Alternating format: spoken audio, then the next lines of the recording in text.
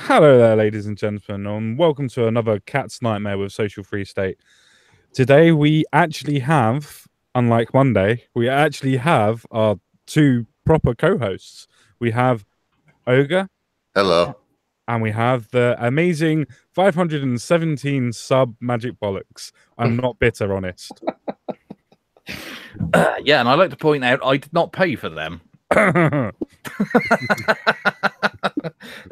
Sorry, old common sense amused me quite earlier, so it's a private joke that will probably have me giggling for a couple of hours yet, even though we're trying to be serious tonight.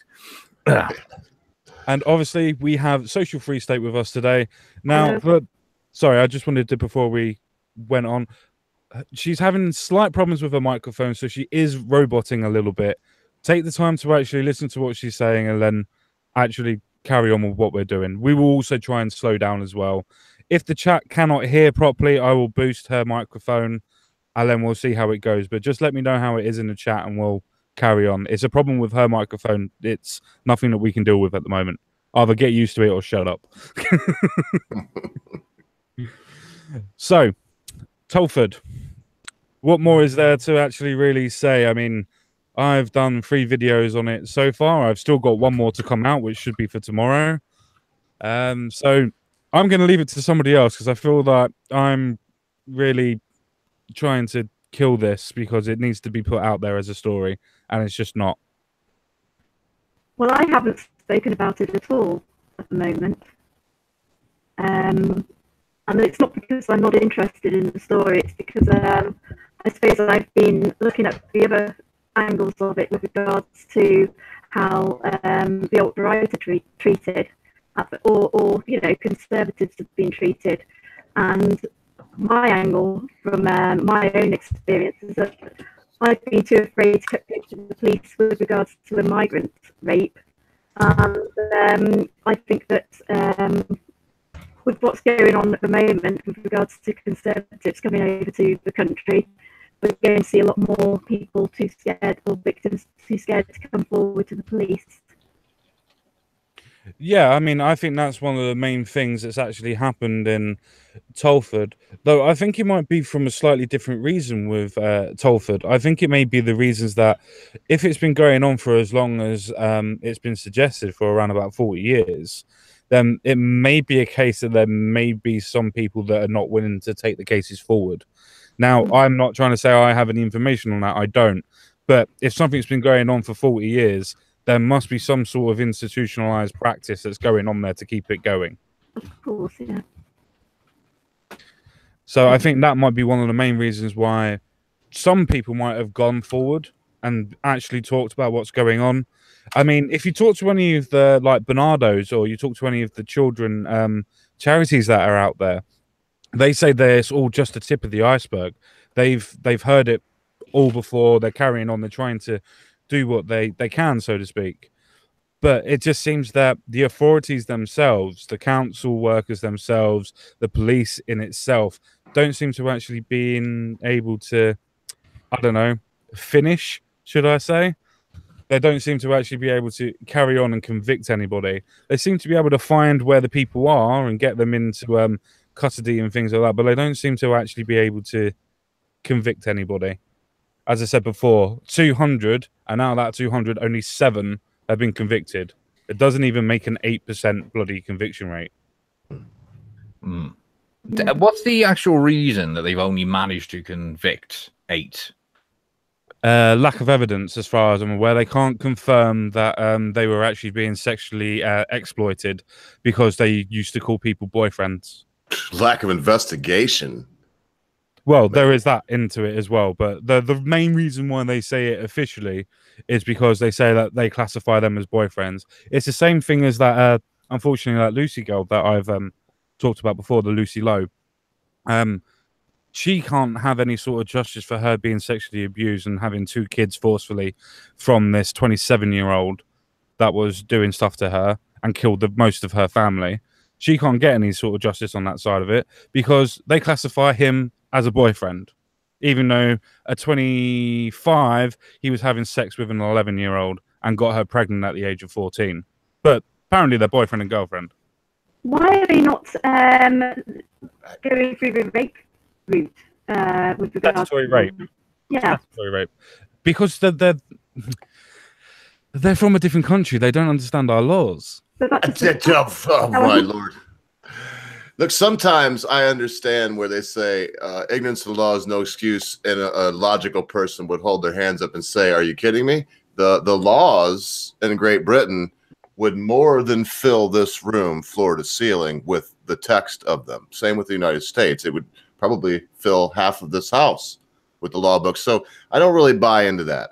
But this isn't one of those laws. This is one of those laws that are simply don't hurt, don't kill, don't steal. In fact, don't hurt. I always say the three, but really don't hurt and don't kill. Doesn't that go hand in hand?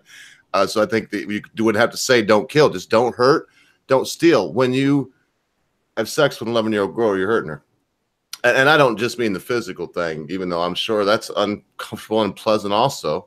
But you're doing something that is I don't have very many lines. Everyone that knows me knows I don't. I'm uncouth, I'm rude, I'm forthcoming, and a lot of the times, and not in a good way. But you know where I draw my line is the idea that all of us humans have one chance to be a child. We all have one chance not to know what a blowjob is and not to know what any of this stuff. And when this is abridged by any means, I really that's the line that I draw with Philip DeFranco, if y'all know who he is. I see him, he usually doesn't get upset, but when he talks about things like this, I see the guy get angry and talk about cutting people's balls off and putting them in prison for life for murdering them. And that's where I'm at in Telford. I'm not English, but I tell you, I'm kind of with you, though. I would like to add a different point onto that. You're obviously saying that not a common sense, but a common social contract necessarily has been made, obviously unilaterally. Now that would suggest, obviously, that they might have a Judaic Christian upbringing. You know, the 10 Commandments: thou shalt not kill, thou shalt not rape, thou shalt not steal, blah blah blah. Yeah. Where in a particular religion, which you all know what religion I'm talking about, but so I don't get a fucking strike. Go to jail. Or that. There's a particular religion that has quite a lot of you should go rape the infidel, you should go do this, make sure that you pass on the seeds, keep them as slaves, and blah blah blah. So yeah, there might be a slight difference in should we say the moralistic religiosity of the people. Yeah. I've seen YouTube videos of Muslims talking about paedophilia in the Quran as well. So, well, we have Aisha was apparently was Muhammad's favorite wife, and there's some kind of argument whether or not he consummated the marriage at 9 years old or 11 years old. I think that's the different numbers, or maybe it was 6 and 11. Whatever it was, it wouldn't matter. And then they go through to say all these things. They go through all these gymnastics to say Aisha, in particular, this one, because it was the Prophet's favorite wife and she was prepubescent. They say, oh no, women matured faster then. And well, this is the excuses they give. I'm not giving them. I'm just saying what they say. They matured faster, or they say, oh, because here's the better one. Common sense. You think that pissed you off? This is the one you'll love. They say, oh, because Muhammad was pretty much God, he caused her to be more mature so that he could consummate it. And I mean, I've heard both and more arguments. So they always have this excuse. But I will say this: for a lot of Muslims that are not Judaic in their religiosity, they have a Muslim background. They do not. They know that it's wrong to farm out, to have their girls have this done. That's why they condone it being done to the infidels' girls, not their own. They know this is wrong. I don't care what book they use for it. That's where I go back to. I'm not talking about stacks of laws. This is the law that ignorance of is no excuse. If you have ignorance of it, well, then let the United Kingdom educate you by giving you 15 to 20 in hard labor for raping, for actually penetrating in that kind of rape, because we got different definitions. Let's not be mistaken. This person impregnated this girl. It's been more than one case of this too. That's penetration. That's sexual intercourse with a minor, prepubescent minor, and in the case of 11 years old. Educate them, common sense guy, correct? Educate them. Take them to your nastiest, gnarliest prison that you have and make them bust rocks for 20 years. When they get out, they'll know. And then the other people in the community will know from that example, and they'll know. That will educate them. Well, I think it's more of a case of trying to educate them before they do what they're doing. Oh, God, yes, but it's too late. It's happened now. Obviously, and I understand that. But it's a case of, as a country, we should have been able to educate them beforehand. And we do bring up an actual really good point. It's a moralistic law that we all stem from, that we all decide that we shan't rape, we shan't kill, we shan't do this, and we shan't do that. Where if a particular religious book decides that it's okay to do this and it's been given by Allah's consent, then there's not much that you can do from a moralistic point of view. You have to enforce the letter of the law. So in that instance, this should have been at the highest front. And no, not because they're of a particular race, and no, not because they're of a particular culture, because it is the law of the land. And it doesn't matter what race, what creed, what color, what class you are. If you break the fucking law, you go to prison. Not have lots of people cover everything up for you because you're of a particular culture, and you might not have known what was going on, but you kept it going for about 20 years. So that's all I really have to say about that. I mean, I think that it's a good idea for a couple of other people to talk about it. Somebody like Magic Bollocks or our esteemed guest that we have on today. Well, I was just talking to Binary Surfer in the chat to see, again, probe his, his knowledge, and his opinion is that generally the, senior uppers of like the CPS and all those above it are all in the mindset of, I would rather be called incompetent than racist. I mean, that in itself is fucking ridiculous. I think it goes deeper than that, my friend. I honestly think that it goes to the fact of, and this goes for both political parties, because it's been proven in both political parties before, both the Tories and Labour majoritively, they have paedophile rings. And if they've got other people that are going to be using that type of things, it makes sense, especially from the Telford's longevity, that something must be going on. People know, people are doing something, there are deals being struck. It cannot be ignored on that. And yes, it is conjecture, and yes, I'm only talking out my arse at the minute because I have no evidence. But go on, carry on. No, sorry, carry on. I was going to say, looking at it logically, it can't be any other way, because otherwise the police would have acted, social services would have acted, the schools would have fucking acted. Somebody would have fucking acted before in the 40 years. But no, it took a journalist to come out and actually bring it out into the open, so it was nationalized news. So it must be somebody and some sort of ring that's at the top that's keeping everything down. I'm so glad you said that, because that's something that I've been thinking about as well. Because they are a protected class, aren't they? Because of the Equalities Act and all of those sorts of legislation. And it's very difficult then for the authorities to do any kind of investigation without infringing on the legislation which has been written up. And I feel that protected class is somehow protecting a higher group within the establishment in the same sort of sense. I think this is an establishment thing using a protected class. That's an interesting theory, isn't it? I mean, we've talked about this before in the past, how divide and conquer is always used by the establishment to stop the ordinary person looking up. Because if some of the stuff we heard during the 2016 election was even remotely true, it just goes to show how disgusting and depraved they are. But they would rather us all be arguing amongst ourselves, putting us all into different tribes, all into different categories that all turn on each other, rather than us all being able to have a common culture that works very well together. But the thing is, it's not that there's one simple reason why they do it, is it? It's so many different reasons that it's difficult to pin down what is the most predominant of all the reasons.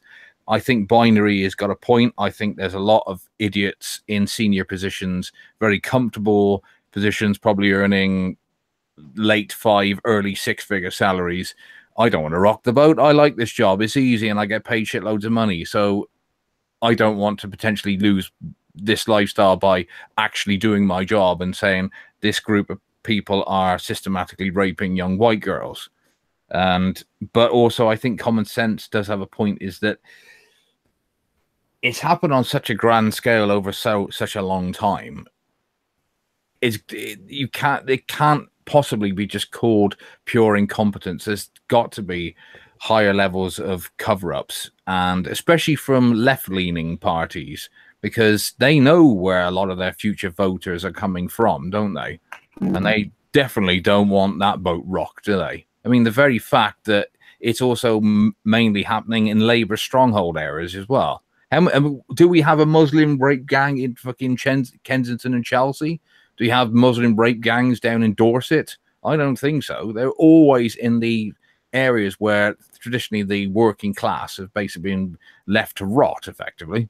Inner cities. Yeah.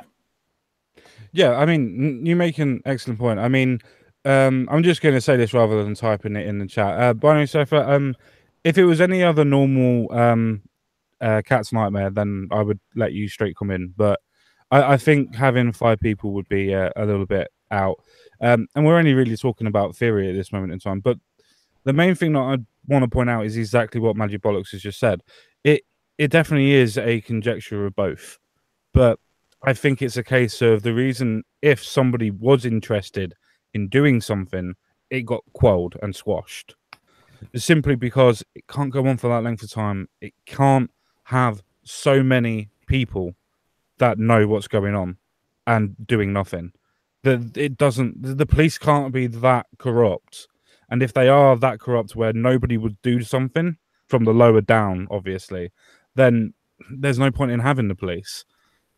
And the reason why I'm saying it like that is because I think the sergeants and the higher ups and the people that actually run the stations are telling them not to. And I think that's coming from above. Personally, I can't see it happening any other way. I mean, some people are obviously going to say to me, yeah, but it's because of the conviction rates, and the CPS is not allowed to press charges, and it's hard to get a conviction rate, so they don't press charges, and so on and so forth. I don't see how that's possible, because then other people wouldn't have ever got convicted for it. I do understand that the sentencing for these type of people are absolutely ludicrous. I think some of them have only got 5 to 6 years. It's just absolutely stupid. As I said, Binary Sephora, I don't think it's a case of confusing the two. I think it is the two that are together. I'm definitely not confusing the two. It has to be a conjuncture of the two, because you're just taking people's people's culture in themselves, because somebody would have actually would have gone for something. Some Bobby on the beat would have found something and would have been at that point trying to fight his way up. Somebody would have made something and done something, and it's been squashed somewhere. Yeah. And it's almost certainly come from higher above, isn't it? It's I can't believe everybody in the CPS would have automatically just tried to keep it hush-hush. I'm sure there's plenty of high-ish ranking police officers who couldn't sleep at night knowing that this was going on and tried to push it, and every time it was quietly quashed with the probably the provisor, which is, you like this position, don't you? You've been promoted several times. Do you want that to stop? So, I mean, obviously, again, I'm talking from conjecture. I have no proof of this, but I just can't see how it could not have happened to have reached this point where, there are generally people out there who are gobsmacked, which is, I had no idea this was going on. Fuck off. You all knew it was going on. And most of them did, yes. Yeah. And it is generally, to me, almost a scandal that there aren't people actually out on the streets calling for, these communities to either do something about it immediately, or well, actually, I'm actually amazed that what's called new race war hasn't kicked off yet. I generally am, because I've seen race wars in the past kick off for less than this, just for silly old-fashioned racism. But I mean, this is just disgusting, really. Well, the reasons why is because most people are so indoctrinated because we're not allowed to talk about it. We've been so scared to be able to talk about it. I mean, the social free state's a fucking really good example of what's happened to people, about the fact that they can't even go to the police because of crimes because they're too scared about being called a racist. Before you do carry on, social, because I do want you to carry on. The reason why binary surfer, I don't think it's just a case of what you're talking about, is because why isn't the media reporting on it? There's a link between all of it. Because if there was a fuck up and laziness between the police and the CPS and the HPDS, then that's fine. But then the media would report on it and the media would cover it. The media ain't reporting on it, which is just a higher up cover up, especially considering Sky haven't done nothing on it and BBC have done it once, and that was 2 days afterwards. That's the reason why I'm pretty sure that it's a cover up and not what you're suggesting. Yep, quite agree. Has our guest got anything to say? Yeah, I agree with that as well. I think that, but you know, I was shocked that BBC hadn't said anything. Yeah, and the other media, you know, you'd imagine that they'd be talking about this, especially since it's an ongoing situation, and it's been done in the number of towns and cities that it has been done. And so you would imagine that more MPs would be speaking out. Was there only one MP or something that spoke out? Lucy Allen.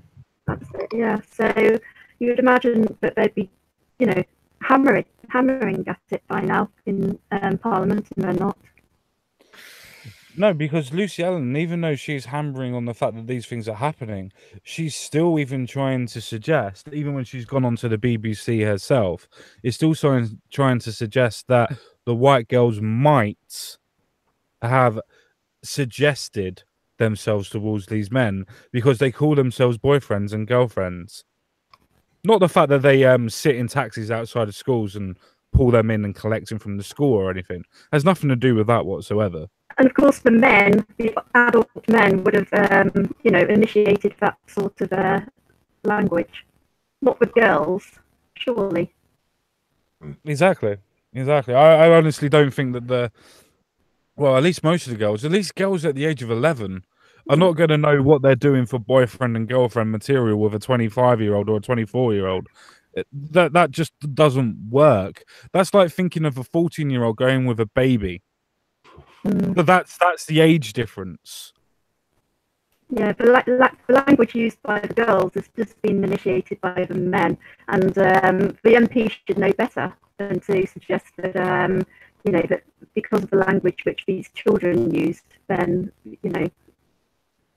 Yeah, but that's the thing, though. I would like to.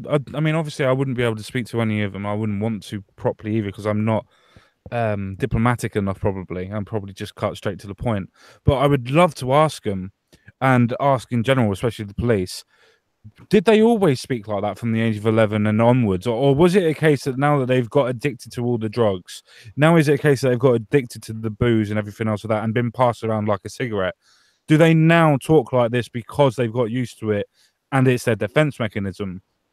Or is it a case that they, you know, were taught it from a very young age and kind of just grew into it, unfortunately? No, I think it's probably the latter. Yeah. I agree with that, yeah. Well, this is all just, to me, things are happening here too, though. I hate to do this, but I'm gonna. I think of Podesta, and I mean, when this came out, there's no way you can look at the Pizzagate stuff that was going on. Still is in my mind, and just never put it. They never put a cap to it. They just let it go. You have people like David Seaman that have been talking about it since it came out, and I mean, it doesn't seem like this is the way it is. There's certain people, be they, in this case, some Packies, some Muzzies that come to your country and set up shop doing their works here with young girls.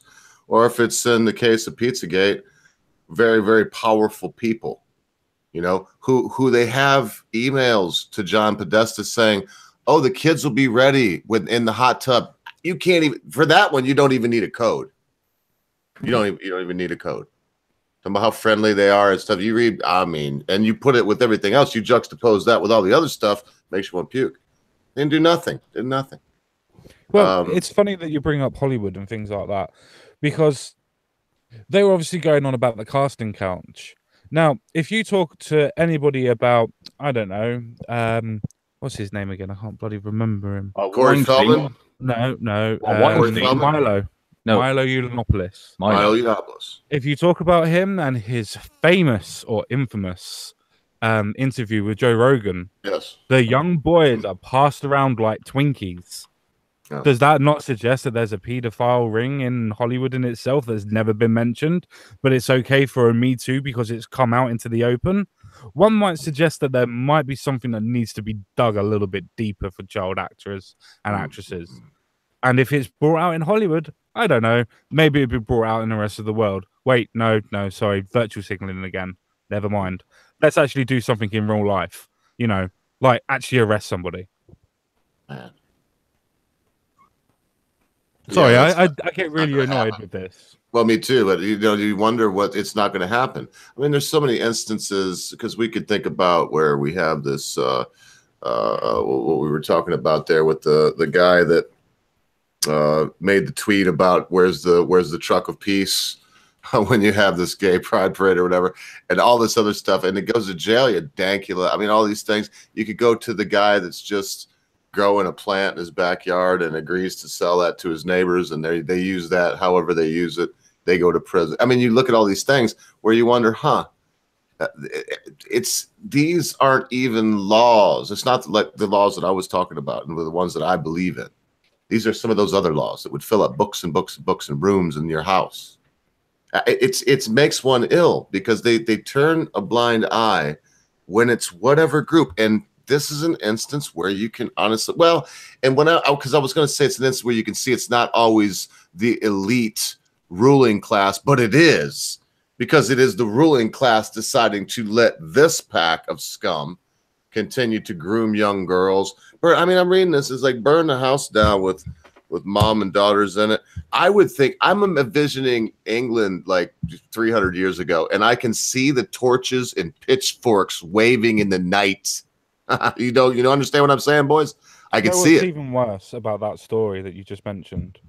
The fact that the person who set the fire actually moved their child, so the child of the 14, 16-year-old at that time, moved that child to the back garden and placed it underneath a tree. Not dead, obviously alive, but that person did that before they set fire to the house.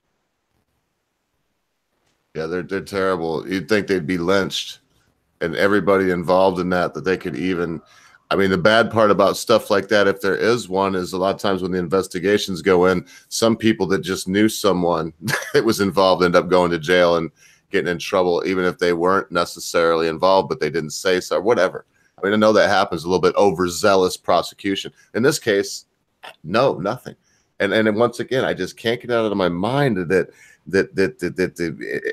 there's not an actual, instead of these young kids putting their force into Antifa and all these, because Antifa was like disrupting stuff in London with Sargon, man. So they're even in your country. Well, where were they? Why aren't they marching down the street in Telford, kicking down the doors of these people's houses, these muzzies, and saying, get out. Get out. We don't like fascism. We don't like rapists. We don't like your kind of this kind of regime being set up in our island. I don't see it.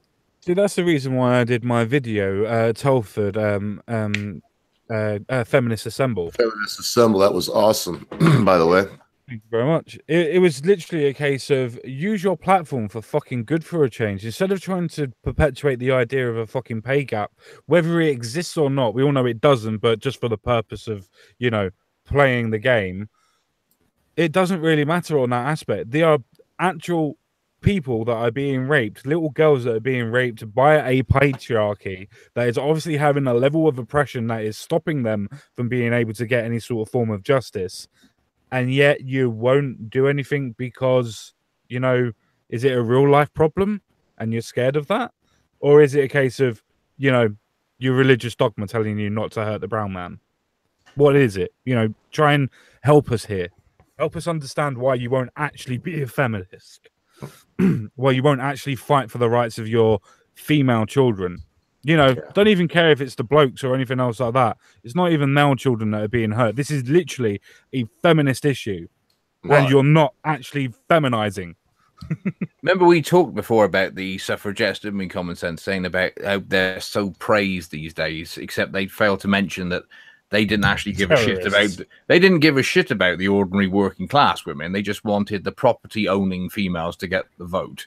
And they were terrorists. And they were terrorists as well, yeah. But we'll let that one slide for a moment. If you can. I'm trying. It's exactly the same thing with these feminists you see these days. They're all from privileged backgrounds. They're all from upper middle class families. Yes, you are, Chloe. And I was actually thinking more of like Laurie Penny and all them other wonderful types. And man, she's a scumbag. And the point is that they don't give a flying fuck about working class girls. As far as they're concerned, they can do whatever they want to these, you know, little useless slags as they see them, as long as feminism works for them. You see, they can say that, oh, I work for the BBC. I only earn $250,000 pounds a year, and my work colleague, who does a completely different job to me, and actually pulls in more viewers than I do when he's broadcasting. Oh, that's not fair. We should be paid exactly the same thing. But what about, you know, like, you know, say, a young girl who's working in, you know, minimum wage job?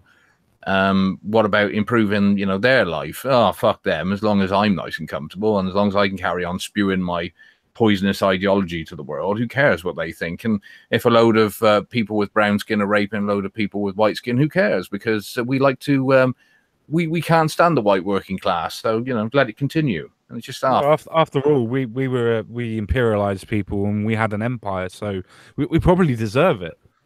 Yeah, exactly. You know, it's that all again, is that, oh, wasn't the empire terrible? Oh, yeah. I mean, wasn't Africa such a fucking thriving utopia before we came along? Speaking of Africa, I've actually... before you brought in the railway and civilization, and oh man, you gotta be kidding. Oh yeah, well, Africa was basically Wanktopia, whatever it yeah. Makes me think of The Gods Must Be Crazy. Sorry, Common Sense, but where the Coke bottle falls down, hits the guy in the head, and the Coke bottle is the most amazing thing in the whole village. Carry on, sir. Speaking of Africa, I have sent an email to Reality's Temple on Earth asking if he wanted to come on very soon. Though I do know that he's having serious problems with his channel at the moment. They've took away his live streaming capabilities on his channel at the moment. Yes, again, yes. What the hell? What for? I don't understand. I don't know what for. I don't know what for. I watch a lot of his live streams, and I don't want to get too far off on a tangent, but I don't see it. I don't see what I don't get that either, because I thought he goes under the category of comedy these days.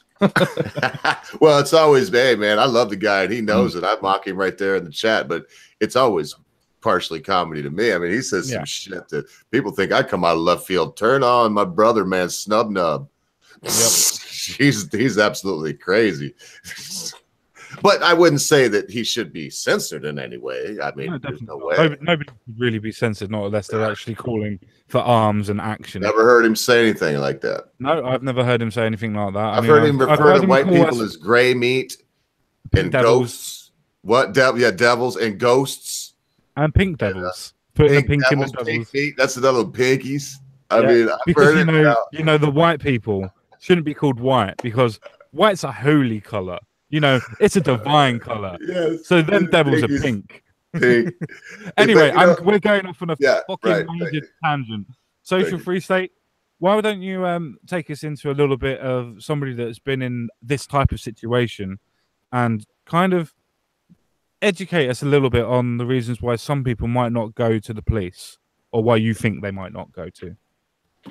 I think we're in a very sensitive. I think we've been in a very sensitive era since the early 2000s. To be honest with you, the first articles that I noticed, which did put me off going to the police, came right back to 2006.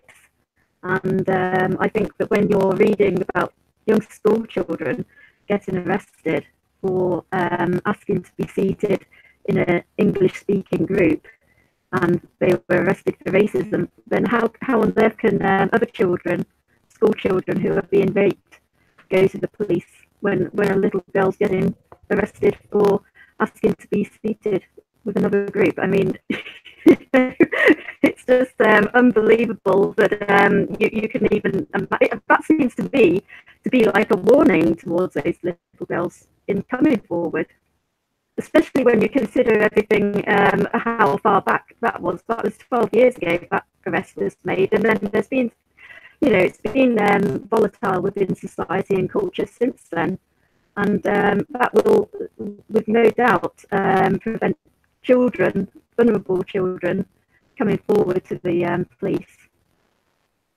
Yeah, no, I kind of have to agree with you on that one. I do think that it's been a case that recently it's, well, I'll say recently, I think it actually stems back further. I think it's been back from the late 90s. I think from 95 to 96 when I was at school. I think that they were just starting to change the dogma back then. And I do think it's a case of quite a lot of people are learning it from that point, that it's not okay to say that these things anymore. You can't move out the way of diversity. I mean, even going to college as I am now, I've got to sign a diversity quota. I mean, I'm all right. I'm not that bothered. But I've got to sign a diversity quota to make sure that I'm going to respect all the rules and everything else like that. And obviously, as Oku would be able to attest to, as he's got a degree in everything in psychology, doing the counselling, I've also got to do a complete and utter diversity page and explain different diversities, the reasons why I've got to be respectful to those diversities and how I need to change my ways to be able to respect them. Now, obviously, I'm going to accept that because I want to get my qualifications. But see, I'm so old, they actually would have taught you that was a bad thing back when I went to school. Yeah, anyway, we could talk about development, social development, but yes, and I don't have a degree in everything. Thank you, guys. You're very flattering sometimes, sir. But no, it is true. I mean, it's a case that the dogma is now being changed from an intellectual point of view. We don't have a chance. Future generations don't seem to stand a chance of being able to work out what's wrong and right because they're being indoctrinated at such an early age that they can't actually be able to work out what is right and wrong, to realize that just because you're a different color, you don't treat somebody better. That's the definition of racism. You don't put somebody up on a pedestal because they are of a certain race. You don't decide that their culture is better than yours. The whole idea of equality is the fact that everybody is equal until somebody does something different.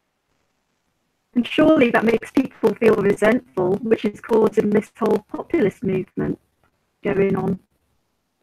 In a way, I mean, I'd agree in part, but I would disagree a little bit. I'd say the populist movement is more of a reaction to what's going on in these situations. I think the populist movement is literally just a reaction rather than an ideological movement. I don't think it's a case of, if it wasn't as bad as what it was, or is, should I say, then I don't think the populist movement would be anywhere near as bad, as big as it is. It would just be the same as it's always been. But the more that this stuff happens, the more people move to the movement and realize that they need to do something. When you see Tommy, who would stand up for these girls, anything British would stand for. When you see Tommy being attacked by these people, this recent video of him being attacked, guy kicks him in the knee. He goes down. He's back up fighting. He kicks him in the back. You can't really tell where the one blow comes from that takes him down again, to the point where he is there, knocked down 2-3 times, back up, fighting these monsters, unafraid. I'm telling you what, man, and I'm not even going to go to his fight skills, say, oh, he's the toughest guy I've ever. I'm just saying that he's a very brave man. He's a very brave man that I look up to. I do not agree with everything he says. In fact, in my life, believe it or not, I've never met anyone that I agree with everything they say. I think if you do, you may be a little bit, you got your follower too much. Be critical thinkers. But anyone that would look at him, folks, how do these cops that harass him and in this case, they were there. They could have helped him, but they didn't. They would have rushed over, stopped him from saying something in Speaker's Corner now, mind you. But if it come to like physical, you know, it's okay, Tommy, you're on your own. How, I mean, as a Briton, boys and girl, isn't there something inside of you that just sees that kind of bravery? And even, let's say that even if he was wrong with his ideas, as long as he wasn't inciting violence, that your British soul goes out to him and wants to stand next to him. I would definitely stand next to him. I mean, there definitely are points where I would completely not only disagree with him, as you quite rightly said. There's no point in completely ideologically agreeing with somebody. Nobody will completely ever do that. That's just impossible. There are so many things you can agree on, yes, but there's no way that you can agree on everything. It just doesn't work that way. But yeah, no, I definitely stand shoulder to shoulder with him, because he's one of the only people that are and is actually fighting for, best way of putting it, English people. He is one of the only people that are fighting for English people to make sure that the ideas of Britishness, the actual point of equality and diversity, those actual points, those actual definitions and meanings of the words, not what the left are turning into, but the actual meanings of them, to make sure that everybody is treated equally and everybody is persecuted equally. Meaning that if you commit a crime, you're treated the same as a white man or a black man or a yellow man or a pink man. It doesn't matter what your color is or what your creed is. You need to be treated the same. It is that simple. And he's one of the only people that is fighting for that. So I have a very hard question for you, Brits, if I may. Very simple, but very hard. If you're looking at someone that's even second generation, in other words, everybody knows that means they've been born on your island or on one of your territories, but they don't even speak the language, which has happened. I've been checking this out, because when I first found this, it kind of blew me away. You can find third generation people that do not speak English that are born there. I believe so. Are these people, in your opinion, nobody's going to take you to court or hold a gun to your head, are they truly British? If I may, I'll answer that first if I can. I'm a true believer in the idea of civic nationalism. So if you're born on the shores of the country, then I think that you are a member of that country. Does that mean that you have to speak all the languages? Well, it fucking helps. But is that from the actual person deciding that they're not going to speak the languages? Or is it from the first generation or the second generation deciding that they are going to not teach their children the ways of that culture and that nation? You can't blame the sins of the father onto their sons. It has to be that person's sins. I think it's a dangerous road to go down that way. I'm sort of with common sense on that. The only thing I would say is that I think you could call somebody British, but only once they have fully adopted our culture. So, and of course, that does include being able to speak the language and being able to speak it, fluently. So if you've got like somebody who is fourth generation and yet they live in this country, was born here, and yet they still can't speak English and they go around dressed like a fucking pillar box, then I'm sorry, you're not British. You might have been born here, but you're not part of the culture. You, even though you're born here, you are effectively a foreigner. So to me, no. If you're not prepared to integrate, if you're not prepared to become part of the host culture of the country you're in, then you're not a person of that nation, even if you were born here, as far as I'm concerned. Because to me, if say somebody from the West Indies came over to live here as a young person, say about 15, and over the course of say about 20 or 30 years, he completely integrated into British culture. He loved British culture. His accent changed, so it became more British, and he worked and did everything that was expected of him. As far as I'm concerned, he's now British. He might not have been born here, but he is now fully integrated into the culture. To me, that makes them the person British, if you see what I mean. So you can, as far as I'm concerned, you can be born into a country and effectively be a foreigner in that country if you refuse to integrate. I would say that being Welsh and not speaking the language, but calling myself a Welsh nationalist, it is about integrating and admiring and enjoying that culture and the nationality that you belong to and everything like that. So yeah, I do call myself Welsh. I am working on the accent, so that I integrate. But I'm not. I don't speak the language. But yeah, I have great respect for the Welsh. I've learned a lot about their history, and all my family have been born in Wales. So, but I just wasn't raised in Wales to learn the language. But it's certainly not something that I would be opposed to doing. Oh, so it's okay. These buggers have accused me of being Welsh, and I only live just outside the border, but apparently I am. Well, and that's, I hate to say it, but this is something that I wasn't prepared for because I didn't think about it that way. Because there are people that speak Gaelic that are still British, and there are people that speak Welsh, and these things. I would still say that I don't know why. I can't give you more reason. In fact, I'm morally waffling right now, but I'm going to do it anyway. I don't think that counts. That's not really what I'm talking about. I think that even if you have somebody that's fifth generation and stumbles through English but speaks, Gaelic really well, or stumbles through English or speaks Welsh really well, I would still call them British. Well, and depending, now don't get me wrong, if they're the kind of person that's like, Wales should be its own and England sucks and that's why they're doing it. No, in that case, I would just gonna go with bollocks in my mindset and say that all of y'all are welcome to come here to the United States of America. Learn the Pledge of Allegiance, go through the first 8 presidents, learn about the founding fathers, and do it. I'm fine with it. As soon as you do that and you stand up to take the pledge saying that you're going to put this country above all others, hey, if you're willing to do that and you mean it, you are then an American. The only thing that you can't do, in my mind, is be president. Anything else. You could be a senator. If so, anyway, I'll leave it at that. But I don't see this as integration, and it's the problem you get. I wrote this short little thing about it and popped it up on my channel, audibly, and it's as simple as this: if we define diversity as this type of insane tolerance, where there is no mingling of two cultures, so now you get chutney with your tea. Whereas you didn't have that before, and then you integrate these other, but these people that have brung these things to you are now essentially, if you don't have essentially English, if you don't have that, you don't have a country anymore, folks. You would, and then I it's hard to do, but I tie it right in.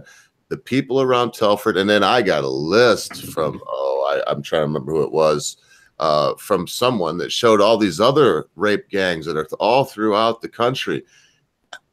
They're allowing this to happen. AlphaGo. Yeah, AlphaGo probably was. And so they're allowing this to happen in the name of what? This ill-defined word in this modern age, diversity. Diversity right now means rape gangs, 4th generation people that can't speak your language, do not like you. If you're a Christian or if you're atheist, they equally hate both of you.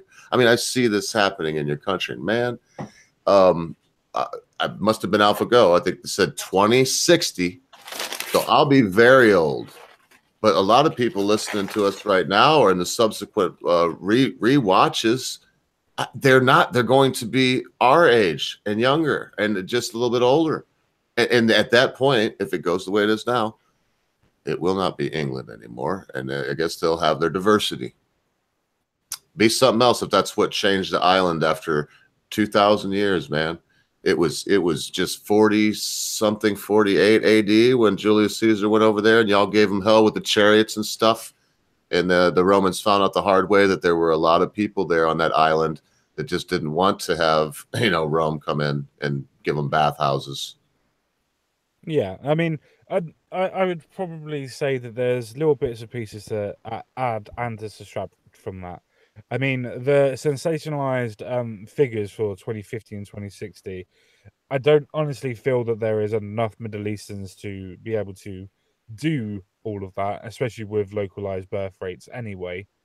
But I do concede at a point that it is definitely changing the culture in itself. It definitely is. You can't say that places in London are white anymore. They're predominantly Pakistani. They're predominantly Muslim areas, and now some Trinidad and Tobago areas, which is fine for the ideas of diversity. But as everybody's quite rightly said, it's not okay for the idea of obviously a nationalistic point of view. But for me, it's still a case of civic nationalism for me. I still just think that if they adopt some of the culture or most of the culture, then they become English or they become British. But I would like to re-clarify what I meant by that. They do have to actually integrate into the fucking country. They can't just, as Ogre and other people have said, that it's a case of, I'm fourth generation, I'm not going to speak your language, and I'm going to rape your children, and I'm going to call you a infidel and a kafir. I'm not going to say that that person's integrated and should be English or British, because they're not. They don't esteem to any sort of form of Britishness in any ideal. But that's the point. How can people like that be on benefits are not working? How does that work? How has this country been able to produce benefits for people that don't even speak the language? Surely that should be a personal requirement to be in the benefit system to begin with, that you need to learn the language to get a job. So surely that should be the first thing that any immigrant learns, no matter if it's from any place or they are from any place, sorry. No matter where they're from, that should be the first thing they do. Learn English. And if they're in Scotland, learn Scottish. If they're in Welsh, blah, blah, blah. You know what I'm saying. It's a case of whatever place that you go to, you need to learn a language. Otherwise, you can't get a job. And that is as simple and as clear as I can put it. But this country doesn't do that because it's against mid-diversity. Do you think, common sense, that possibly the establishment actually want these people here? Well, it depends on where you're going with this. Is it the fact that immigrants are normally left-leaning and they support left in general, and they're being opened by Tony Blair in '96 to come in and prop up his government because it was failing? Well, what was it, the great phrase they used, which was to rub the right's nose in diversity, wasn't it? Yes, yes.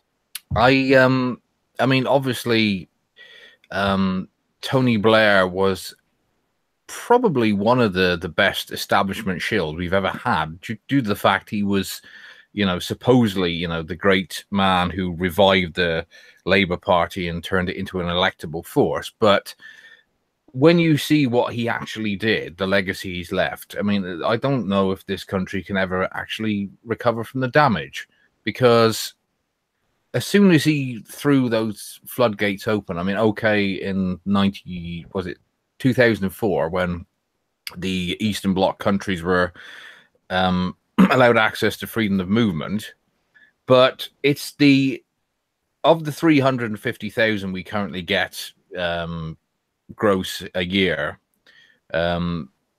it's interesting that half of that is from outside the EU, which we can do something about, but we choose not to bother. And the only assumption you can reach is the fact that our government, for whatever reason, is desperate to keep the flow of endless amounts of people coming in. And the whole system we have, economic system in the West, which is, instead of what it once was back in the 50s and 60s, where a nation's prosperity was measured on the level of employment. So back in the 50s and 60s, Britain, America, and many other countries in the West did have high levels of employment. I mean, you never get 100% employment. That's not possible. But, you know, if you walked into a job on Monday and you worked at the job for a week and you didn't like it, you could leave, and guaranteed you'd probably have a new job waiting for you next Monday.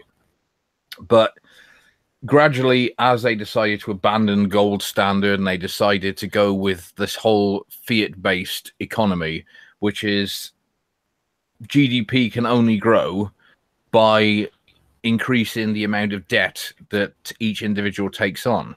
And the whole idea is that the whole economic system can only keep growing if more and more people get into debt. And the only way you can get more debt is to get more people. And why have we had such expansions of things, which is people now having to pay ridiculous fees for going to university? The reason house prices keep going up and up and up and up, because it just keeps increasing the debt pool. And what they've done is created a massive Ponzi scheme that is eventually going to collapse. We had a taste of it in 2008, But of course, they threw everything at it to try and make it look like everything was fixed. All they did was put a sticking plaster over a breaking dam. And that, I think, is what inevitably is going to bring down the ridiculous economic system we have in the West. And even though we do have a lot of ideologues pushing, like you have the far left now who thinks that, you know, the time of cultural Marxism has arrived. And then you'll have people like George Soros who will happily chuck money at them because he has this great grand plan that, apparently if we blend out all the races, there'll never be any wars anymore. Just fucking idiots like that. And then you've got like the bankers who are just trying to keep the plate spinning for as long as possible so they can get as rich as possible from it. Nobody seems to think long term anymore. Nobody's actually wondering, well, how is this all going to end? And normally in a situation like this, it's normally warfare, I'm afraid. The concerning thing is that they're predicting that AI will start taking over many jobs in about 5 to 7 years, and we'll be in this multicultural society where there's a lot of civil unrest, and lots of people will have lost their jobs very soon into the future, is what they're predicting, and they are considering universal credit and all these sorts of areas which are, you know, segregated within our own nation. It's terrifying, and that's not being discussed anywhere in the news media. Self-driving trucks, drones. I mean, they're going to be able to take out. I just saw a thing on this. Funny you mentioned that, because I've read a couple other articles about it, and it's just they already have the technology to pretty much. Wow, man. They were saying there's 3 million truck driving jobs in the United States. Those would all be gone. But that was over-the-road truck drivers. They're not talking about UPS and FedEx. I'm not sure what y'all have over there, DHL or whatever y'all have. They're not talking about those people. Those people are gone too. That's probably another million or more, maybe 3. Who knows? It's another lot. And then all of it just trickles down. The manufacturing can pretty much completely be automated nowadays. Bezos is a lot to blame for this, and yeah, it will lead to civil unrest. I don't know if y'all know, but when you order stuff from Amazon, if it comes from Seattle or wherever the hell their big place is, Washington, I can't remember. There's only like 5 people in that plant at any given time. It's all an automated thing. If it comes from Amazon's warehouse, you know, if you're not getting it from another seller, you order it within minutes. It's dropping on a conveyor belt, dropping down, and they self-load up pallets and forklifts that move it around. No kidding. And it's all done. Truck backs up and it's loaded up by AI. And you know, that's spreading on. He's been doing that now that I know of for 4 years, 5 years. Haven't Amazon just recently opened the first supermarket as well that's totally unmanned? The whole store is effectively automated. Well, yeah, isn't that great? No, not at all. It's not. It's not great at all. It completely and utterly destroys the purpose of humanity. Which, if we're talking about this point at this moment in time, obviously about what's happening in Salford and in general, it's a case of it's now perpetuating the idea of, well, if there's nothing that we're going to be able to defend or fight for, we're either going to roll over and die, or we will form our own revolution. Yes. Yeah. And to me, both instances are fucking scary. Because one, I don't want to lay down and die and lose my civic nationalism. I don't want to lose that. I like how I am. I like how my country is generally, not completely, but generally. I like the way that things are. But at the same time, if people are going to keep on pushing and pushing and pushing, and then I'm not going to even talk about these as actual stories and not actually going to tell the fucking truth what's going on, whatever the truth may be, whether it be a cover-up or the fact that the police can't handle it or the fact that there's incompetence in general, which I think it's a case of all three, personally. I don't think it's a case of the singularity of any of them. But if that's the case, why aren't we having those stories? That's the point that I've always been trying to make throughout this whole period. Why is it that the centrist media that is supposed to hold the government to account is not holding the government to account? These are one of the only things that I would actually go against the government as a conservative government, and actually even be on somebody like Jeremy Corbyn's side, which obviously he wouldn't be in the first place. But if he was, I would actually be on Jeremy Corbyn's side and actually say, yeah, fuck off, Theresa, put somebody in that's actually going to do something about people that are raping our children. And whoever was that person to do that, I would follow them completely and utterly all the way through up to Parliament and tell the Conservatives to fuck off if you're not going to be conservative about it. Because you need to be able to protect your children. If you can't protect your children in society, what fucking society do you have? And it's frightening to think that, especially in this country at the moment, we don't really have a choice, do we, to have even, I would say, just a pure centrist party, because the Tories at the moment, especially under May, they're nowhere near the centre. They're new Labour. They're new Labour left. They're new Labour, yeah. It's just a continuation of Blairism, effectively, isn't it? Exactly. They're not even globalists. They are Blairites. Yeah, that's the word, Blairite, I was trying to think of. And I mean, I've always wondered how it would have gone if Tony Blair hadn't come along and the Tories had stayed in '97. Would it have been really that different, though? Because we know now that old John Major was a massive Europhile anyway. And a lot of the actual laws that came in over the early noughties, because a lot of people don't realize that when Cameron legalized gay marriage in, was it 2012, he, you know, it was all made up to look like, oh, isn't the Conservatives, you know, they're modern now, they're more progressive and all that. And that was bullshit. That was actually an EU directive that demanded all states adopt gay marriage by the time of the end of 2012. So they had to legally bring it in, but they disguised it as, oh, we brought it in because we're all modern and trendy now. David Cameron's government did that a lot with most of the EU points that were made, or new ones. David Cameron was like, look what we've done. You did fuck all, Cameron. You did fuck all. You literally did fuck all. The only good thing you did was the referendum, which you thought you were going to win. Yes, definitely.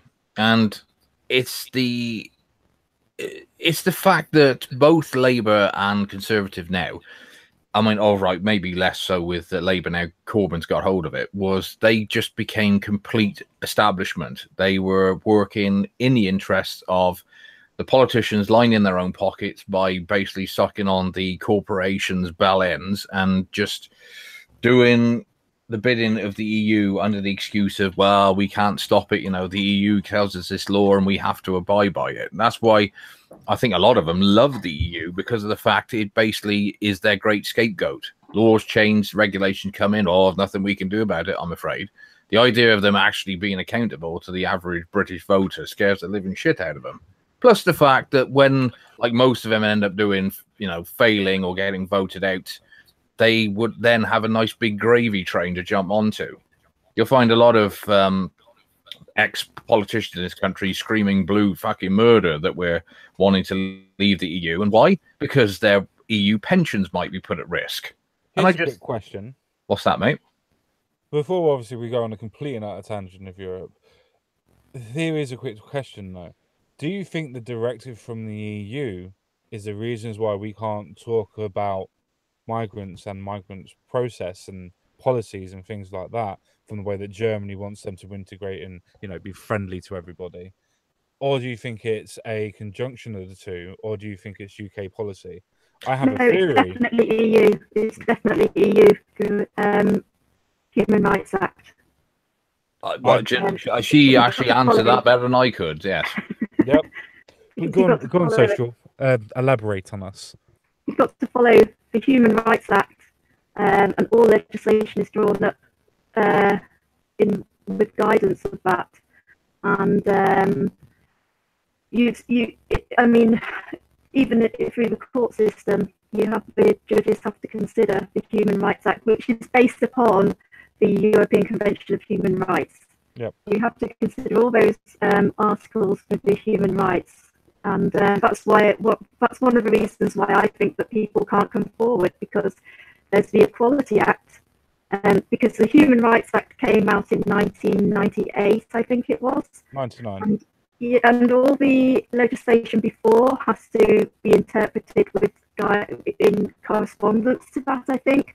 But all legislation written up after has to take their guidance from the Human Rights Act and the European Convention of Human Rights and the Equality Act 2010 for the public sector. It does state on it, so I've got it here actually, and it does state complying with the equality duty may involve treating some people better than others as far as this is allowed by discrimination law, and that serves for as far as our intelligence, secret intelligence, as well as police and army and everything like that. So, you know, I think that's when that's applied to the services by the public sector, then you have to be concerned about that.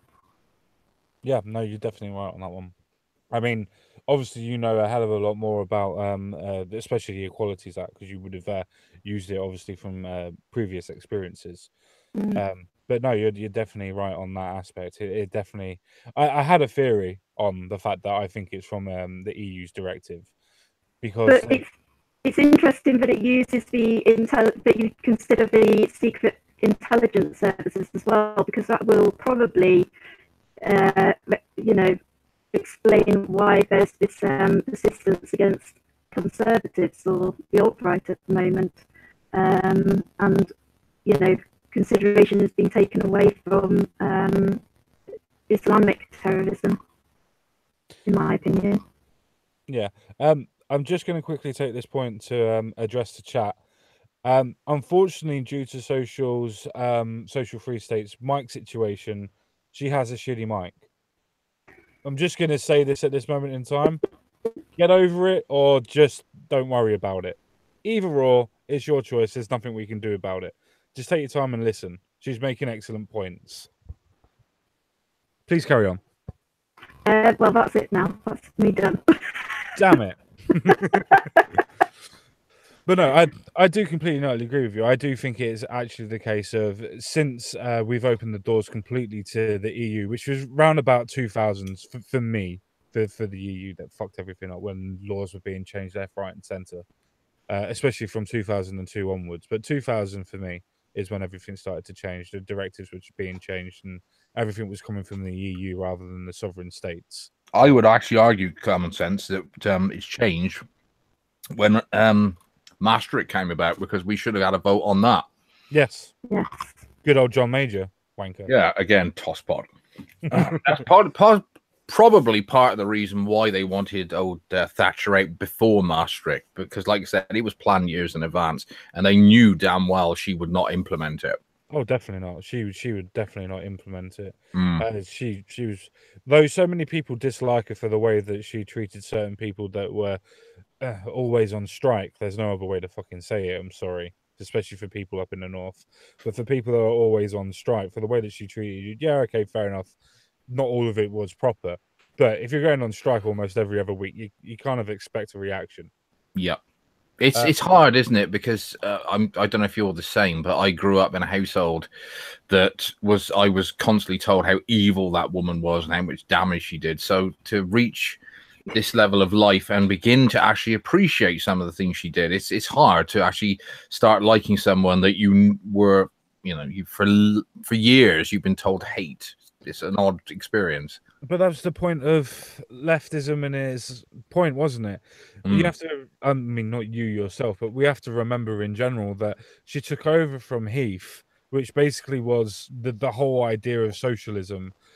Everybody said that she wouldn't be able to sort the economy out because, one, obviously, you know, an actual feminist point, she was being oppressed and told that she couldn't do a job because she was a woman, and obviously proved everybody wrong on that point. But she was told that she couldn't get the economy back up to where it was before the 70s and things like that. She made the economy even better than what it was by the time that she left. Yep. But then again, that's what the Conservatives generally tend to do. They normally tend to fix the economy after Labour's fucked it. Yeah.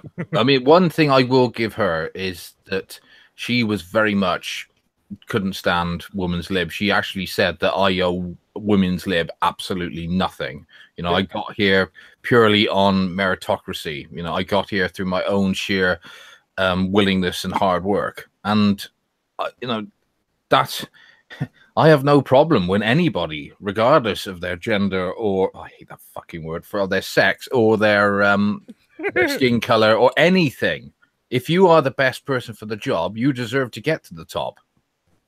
Not unless you're a feminist, because nowadays it's a case of, positive discrimination. What? I know how it works. I don't like it, but it helps women get to where you are. Do you see what I did there, Chloe? It's the thing is in the real world, Mr. Sense, that these women, these metropolitan upper middle class daddy's girls, would not be getting anywhere. They would just be working in a fucking boutique somewhere, twiddling their thumbs, wondering when the next customer was going to come in, because that was all they'd be any good for. Well, yeah, I'm not even going to attempt to bother to answer that one. I mean, I know it was only put there as a facetious throwaway comment, so to speak. No. I think it was a very good one, and I invite Chloe on anytime. Yeah, it's not going to happen. She does not like me. Can't think why. But anyway, back to what we were actually fucking talking about, because we've gone off on a couple of tangents today, which I'm quite happy with, because it stopped me from getting really angry. Because at the beginning of the stream, I was quite angry. I'm still annoyed, but it's just I don't know what we can actually do, because we can sit on here on YouTube and spout what we think and what we feel and everything else like that. But if we don't get the stories out there for people to talk about, for it to resonate with the general public, to try and wake people up, so to speak, as that term goes, and I really do hate that fucking term, wake people up or make them woke.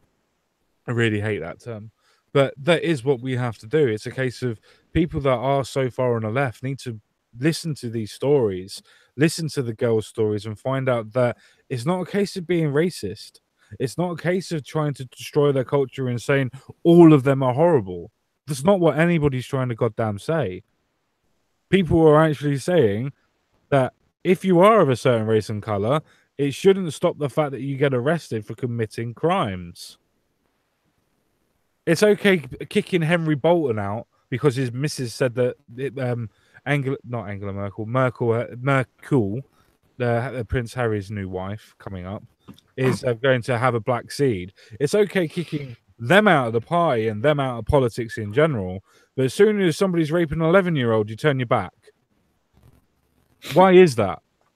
Sorry, I'm digging into myself now. I didn't realize Prince Harry was Meghan Merkel. You just created a meme there by accident, Common Sense. You know exactly what I meant. I know exactly what you meant, mate. Yeah, pretend I actually care about what happens to the royals.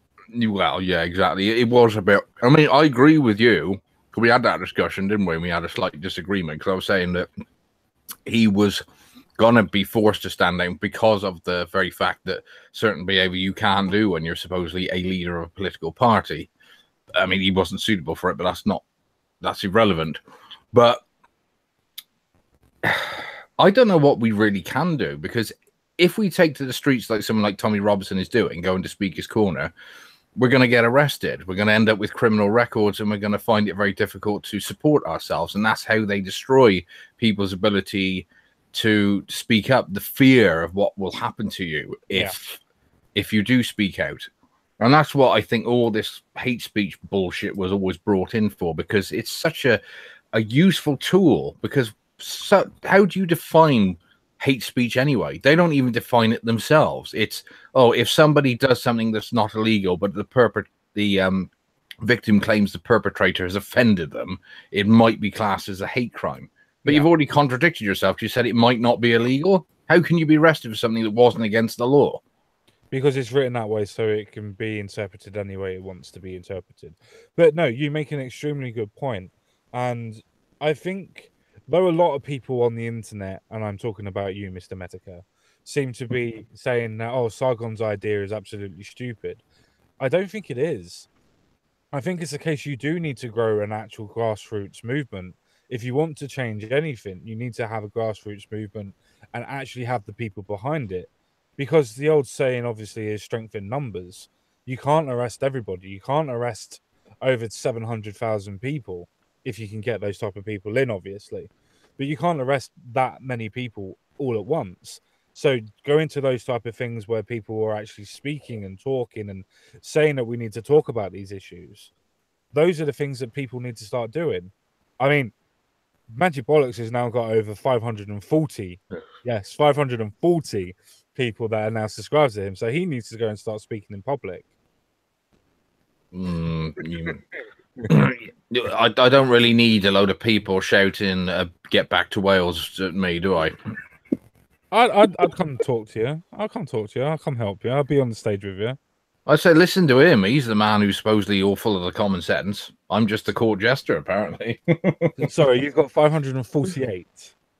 Oh, common sense. I'm hurt that you're offended, mate. I'll lend you a few.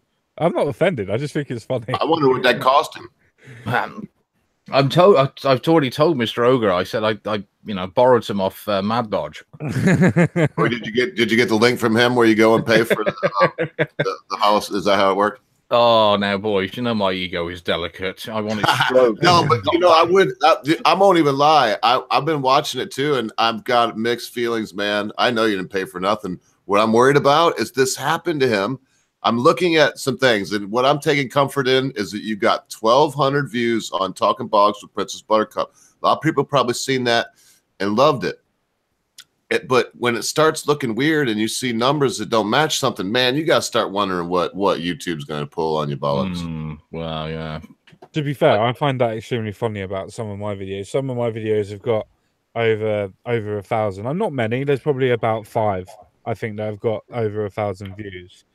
And it's just like, okay, maybe I should have more. Maybe I shouldn't. I'm not really bothered. Well, no, and all I'm saying is that I can find something common sense. Now, see, if none of the numbers have changed and they were all, I would really be saying, bollocks, this can't be good news. Cannot be.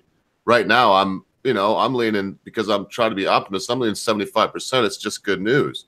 But there's still that 25% in my soul that knows YouTube, the Gestapo, man. You can never trust the Gestapo.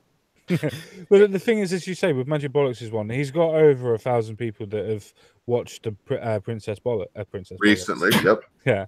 Yeah. Princess Buttercup. Yeah, that's what she is now. Funny. That was good. I'm now also I'm Magic Buttercup now, am I? You are Magic Buttercup. You are Magic Buttercup.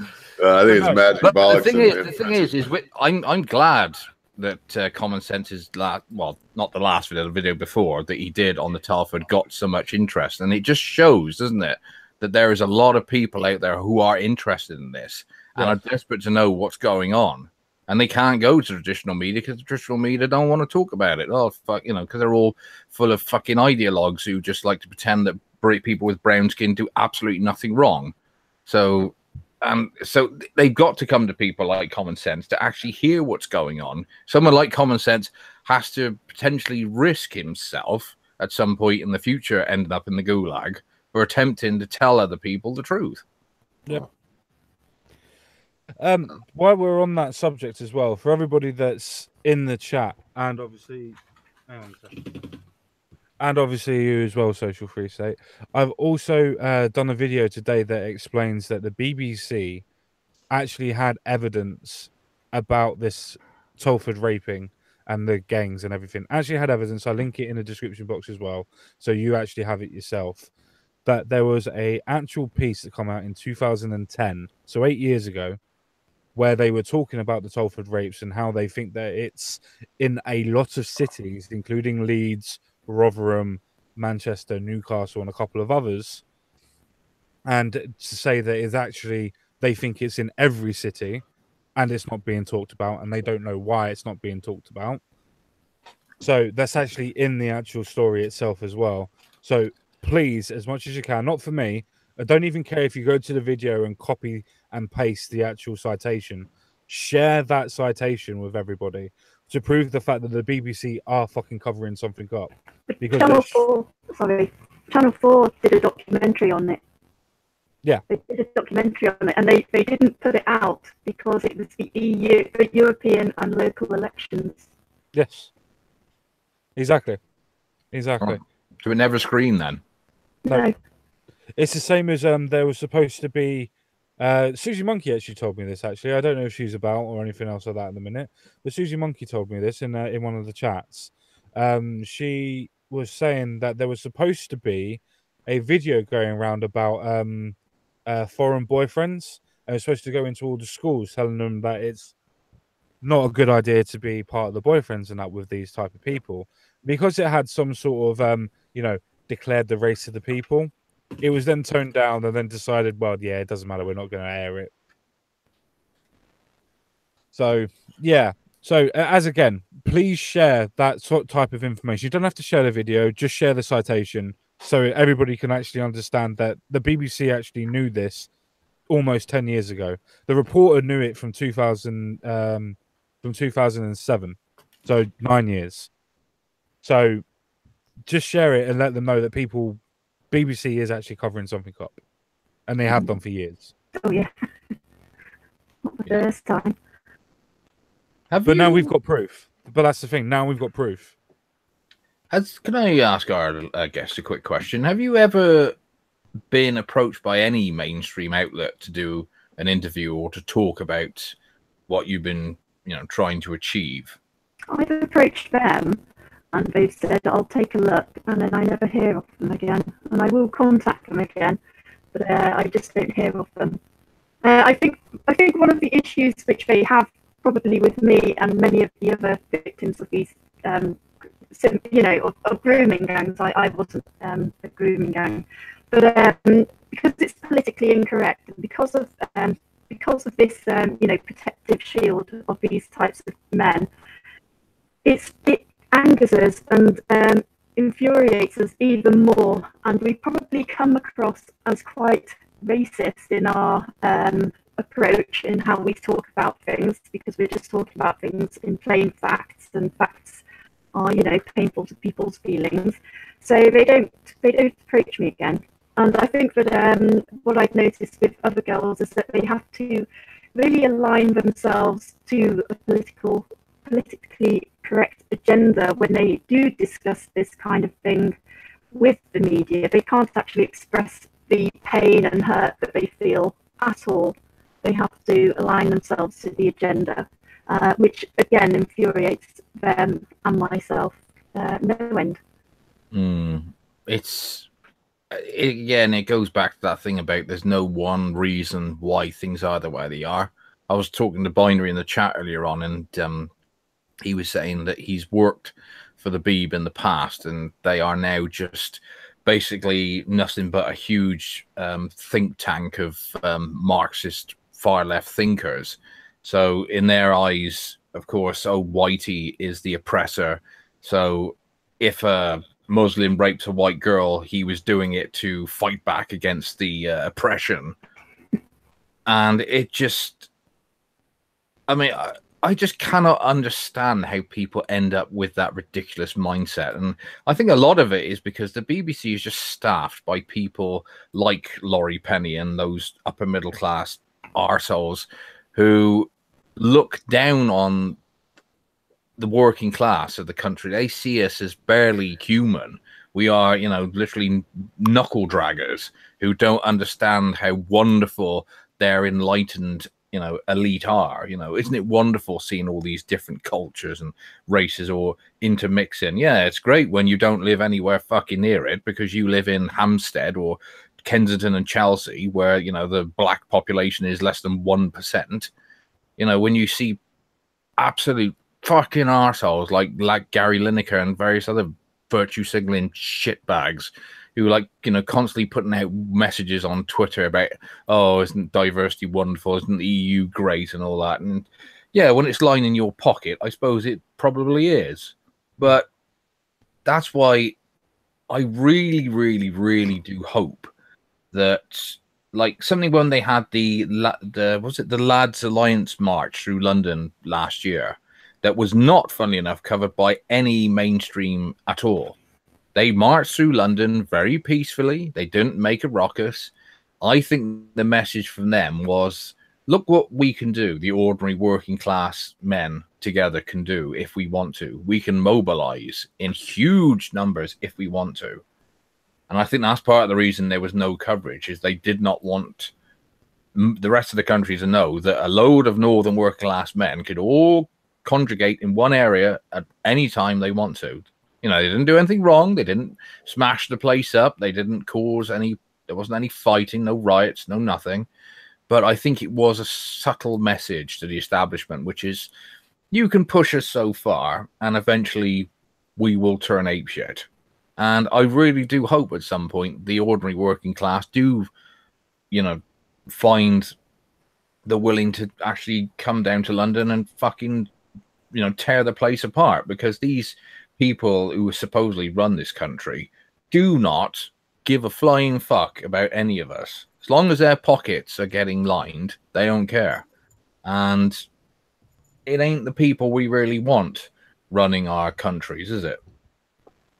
I think that feminism is just an elitist, you know, privilege. It is about privilege, and they focus that privilege just based on being white. They must know themselves that feminism right now is about privilege. They must recognise that, surely. Well, yeah. Sorry. No, carry on, common sense. I would actually say that it's not actually just about privilege. I would actually say it's more about a group of people. See, this is where Sargon's little ideology of individualists coming together to form a group. I think this is the idea of feminism, not intersectional feminism, as some people go that deep, but feminism in itself is the idea of individuals that come together that form a group, because all of their ideas seem to stem on making themselves better, as in them personal selves, not womankind, not the equality of the genders or sexes for magic bollocks. But they don't agree on most things. But the things they do agree on, they then chase after it and go, well, no, this is going to help me. Reason why everything that you see from the feminist side is all, we need more money. There was a story on Sky News today, and unfortunately my dad watches Sky News a lot, so unfortunately I have to watch the fucker. But there was a story on Sky News, and they were saying that women that have children that want to go back to work should have more government funding. Now, before everybody starts screaming and shouting, yes, we already know. The funny thing is in this story that the woman actually says, I can't go back to work because I earn more money on benefits. So it'd be pointless for me going back to work. So that was actually from the woman in the story that wanted to go back to work. Yeah, And it's just a case of, okay, that's fine. Fair enough. They then have a section afterwards of two women talking, two women are supposedly being on opposite sides. You know, they're supposed to be discussing the idea of it. And both of them agree with the idea, but just for different reasons. And it's that underhandedness that actually stops the ideas of actually creative thinking and just becomes dogma and rhetoric. Because all it is then is just, well, my idea is different because I think this, but it still has the same outcome. And it comes back to the Marxist theory of equality of outcome rather than equality. Mm-hmm. I've never understood how even they can accept that, which is just putting people into positions based on either having a vagina or having all melatonin in their skin is actually going to make for a better society. Because don't they understand this is the kind of stuff that led to mass famines in Soviet Russia and in other places where socialism/communism has been rampant? It's not real communism. It's not an argument. Sorry, I forgot. Yeah, that's right. It was just a version of it that got bastardized by interference from capitalist nations. Exactly, yeah. Just like Venezuela. Yeah. Nothing to do with a complete... well, as Trump quite rightly pointed out, he said the reason why Venezuela has failed is not because socialism has been implemented poorly, it's that socialism has been implemented faithfully. Exactly. I thought that was the most beautiful way of summing it up anybody's ever put it. And it's nice to hear it coming from Rocket Man. And then he sung Rocket Man. Do you know, it is very difficult to bite your tongue when you're around a load of fucking morons who are just slagging Trump off, and you know that all the information they've got is just from sound bites, either from the mainstream or because it's fashionable to bash him. But when you see the stuff that man does and says, it is so refreshing to have somebody who's not a career politician, who is used to saying what he thinks and getting results quickly. Yep. No, I completely agree. It's the main reason why I like Trump. It's also the reasons why, obviously, on Monday, was it Monday or Friday last week? Friday or Monday last week when I was last speaking to you guys.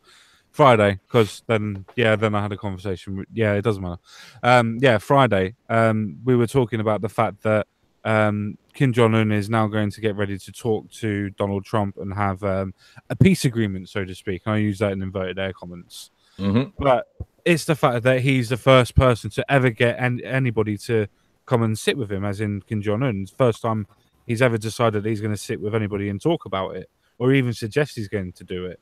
Yep. So calling somebody Rocket Man and having fire and brimstone and everything else like that, which everybody mocked him for and told him that he was a child for and whatever, seems that kind of worked.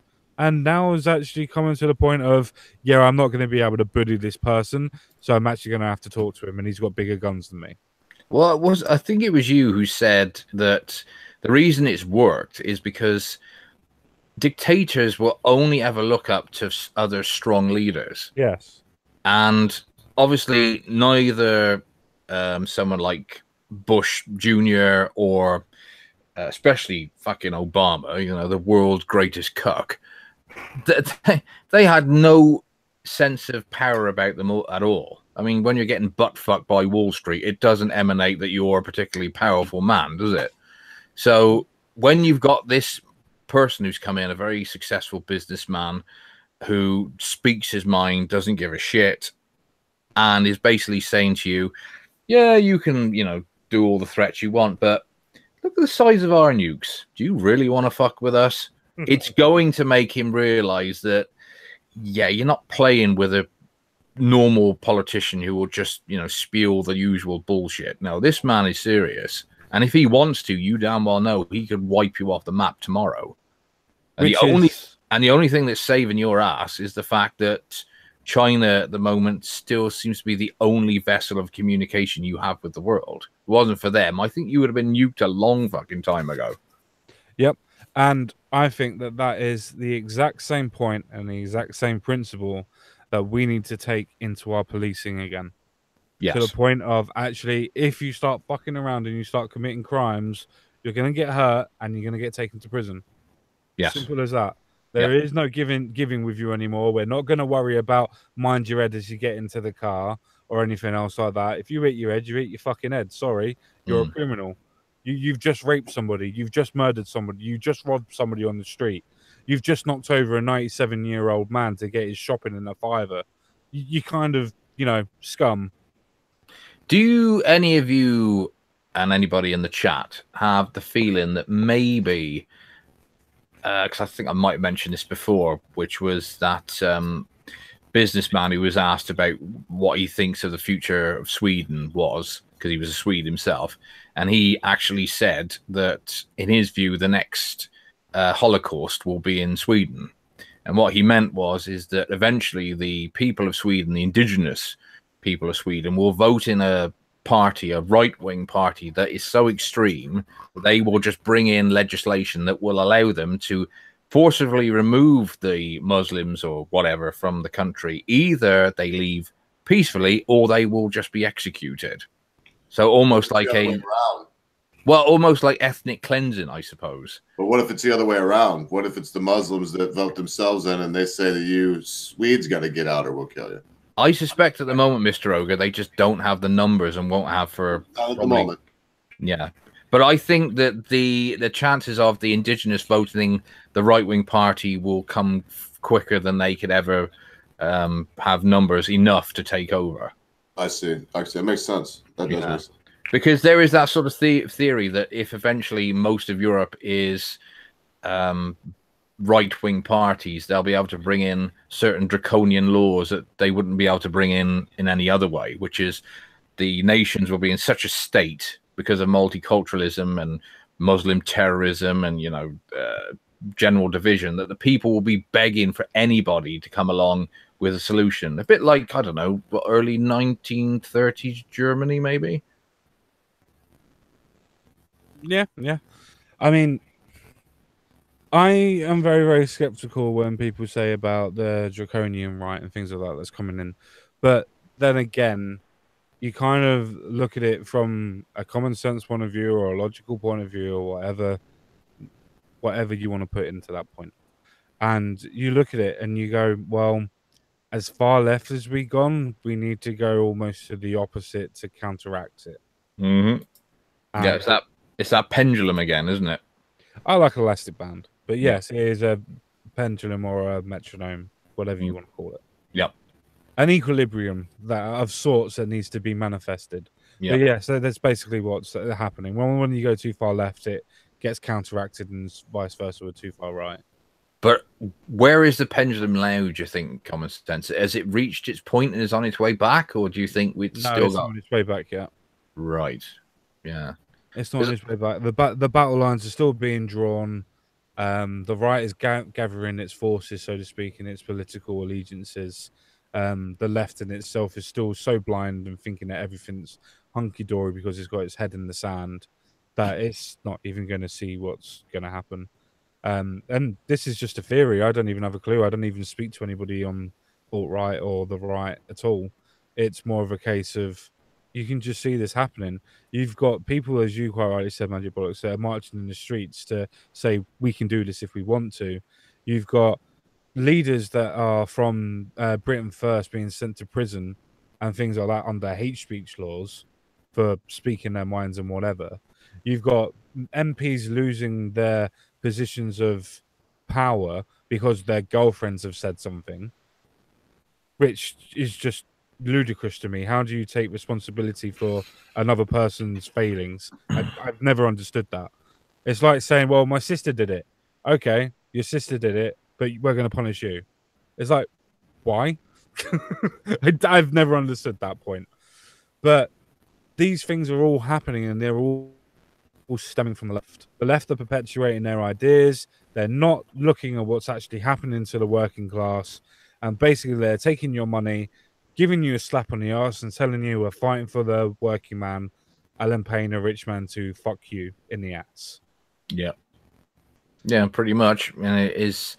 I don't think anybody could possibly accurately predict like what the next 10 years will be like in terms of how, especially the political situation in Europe, because I'll give it a go. Well, you have your theory, don't you? It's going to collapse. Was it 2022, you reckon? I reckon 2022, the whole European Union will crash, yes. Well, I very much would like to support your idea there, Common Sense. I don't know if it's true or not. I mean, I've always believed it was be the euro collapsing that will bring it down, but because it will be the number of countries that vote to leave.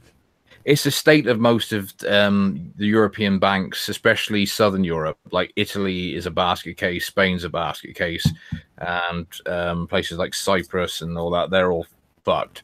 So, but it might generally be civil war kicking off the way it's going. I don't think it'll be civil war. The reason why I don't think it'll be civil war is simply because the countries will nationalize and they will renationalize themselves and they will borderize themselves, meaning they won't give a shit what happens to the rest of the countries. Yeah. That's the reason why I think it will fall rather than it will be fall. Because I don't think people will be fighting wars because they know what a world war is like. And it's only ideological. Nobody's going out and killing people apart from Muslims and those type of people. But yeah. If you look from the ideological point of view from European legislation, I mean, you look at Austria last year, so close to winning as a right-wing party. You look at Germany this year, the apologetic Nazis that will never vote in another Nazi party was so close to having a right-wing party. Mm-hmm. Italy, now a complete and utter basically right-centrist party. They're now a right-centrist country that wants to leave the EU. Well, possibly. They want reform, but it's not going to happen the same as it didn't happen for us. So they'll end up voting to leave in the next 2 years. You've got Hungary that have got next year that already want to leave because they're being infringed upon, taken to court, and having more subsidies nicked off of them because they won't take in more people. You've got Poland next year that are right wing and nationalistic already. They're already thinking about leaving. You've got Czech Republic this year. No, sorry, Croatia this year. That are voting for a new Senate and a new new president. They're turning more nationalistic. It's a case that Holland in 2 years' time are having their national elections. They're almost completely and utterly nationalistic already. Yep. It's just a case of that it's all working to become more right wing. The pendulum is swinging, and it's going to swing very quickly in the next couple of years. Yeah, I agree with you, and it's again, it proves that our current political system, what's it called, the first past the post, is a crap way of electing governments. Because okay, the was it proportional representation they mainly have on continental Europe does tend to give you more hung parliaments, more coalitions, but you tend to get more of what the people actually want, and that's one thing we ain't getting in this country. It's literally Labour or Tory, and that's it. I mean, we had a little bit of upset with UKIP under Farage, but that seems to have died away now. The Lib Dems are practically dead party walking, and I mean, I live in tepid fear at the thought of Corbyn ever getting near Downing Street. The only good thing would be with all these ideologically moronic young kids would actually get to see how damaging socialism really is. Because I'm sure before the 5 years are up, this country would be absolutely bankrupt under him, both morally and financially. But that is the thing for our country. I mean, I want social free state to come in soon. I mean, me and you have been completely and utterly bullying everybody off of speaking at this moment in time. But it is quite true that if Jeremy Corbyn was elected, we would go under an ideology of socialism that would be similar to Venezuela. Yep. With a shadow chancellor that is a communist, who just says he is a communist. Completely and utterly fuck over our economy to a point of where he wants to renationalize things like water and things like that, and then says, "Oh yeah, what we'll do is we'll give the water companies a loan, so we can buy it off of them, and then we'll pay them back slowly over years, and then after that we'll actually make money off of it." It's like, yeah, but how many fucking years are you paying them off, and how much are you paying them? You're not giving us those figures.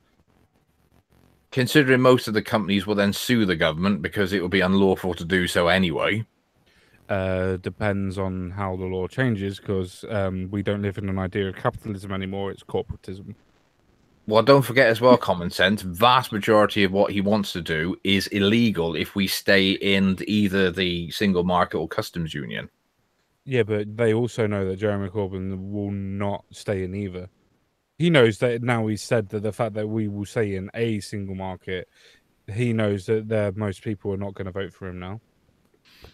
Oh, I hope so. Yes. What does our guest have to say about all this? Oh, I don't know. This is over my head. What would you like to go back to? Because we have really derailed the conversation from what it was supposed to be and what you were here for. So take us back to something that you would like to talk about.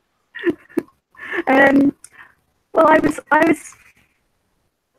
thinking about Jeremy Corbyn as it was, and I was just considering how he's turned from a Eurosceptic from all those years back, and he's pro-Europe now. And I obviously he has to follow what his party members and party requires of him. But I was just wondering what would his would he change his mind if he did leave? If he did become leader, I would love to see him leave Europe, in the way that he's always wanted. Because he always seemed quite strong to me, and now he's changed his mind on so many things. But he's just an incredibly weak leader.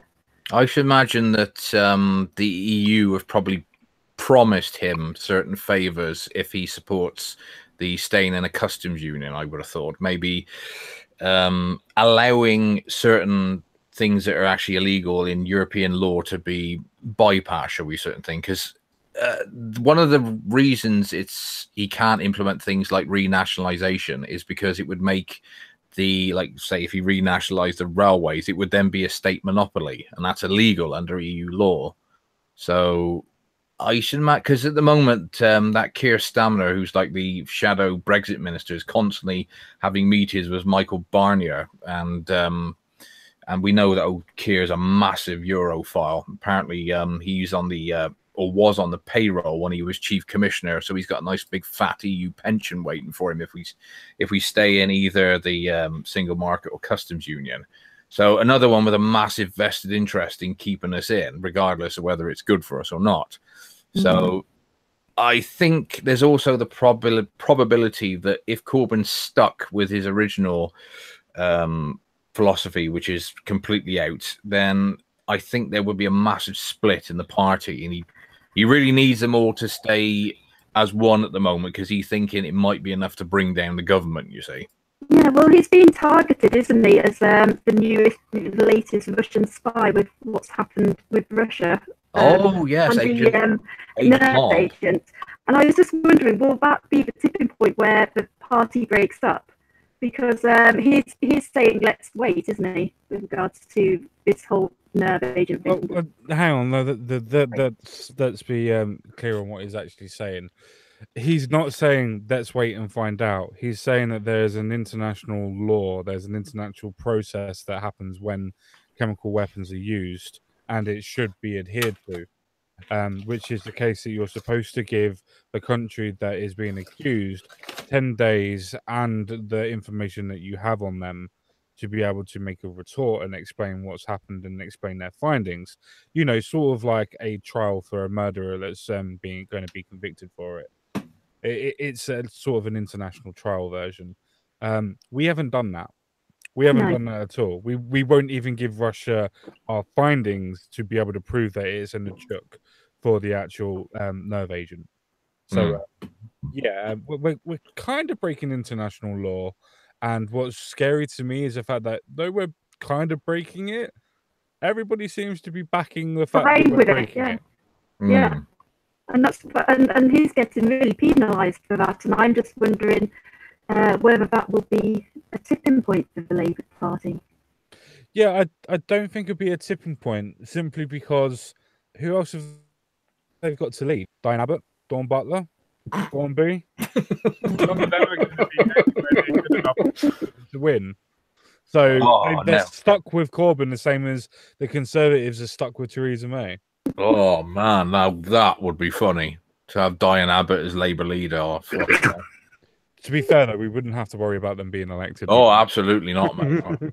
Yeah, I think it was comical enough when she went for the leadership in 2010 and came absolutely dead last. But my God, I think that would pretty much finish them off, wouldn't it? To be fair, until Jeremy Corbyn did actually come into power, they were basically finished. But then again, that stems from this idea of socialism and communism actually being a form of being able to change the world. And if you want to go into actual ideology, the only thing that socialism and communism in its effect, now don't get me wrong, we can all go on ideology. The ideology works in principle, but has never worked in practice. And there's a reason for that. Yeah, human nature is not being considered in the communistic or socialistic ideology. So it corrupts from the inside because you're giving so much power to individuals and corporations. It just destroys it from the inside.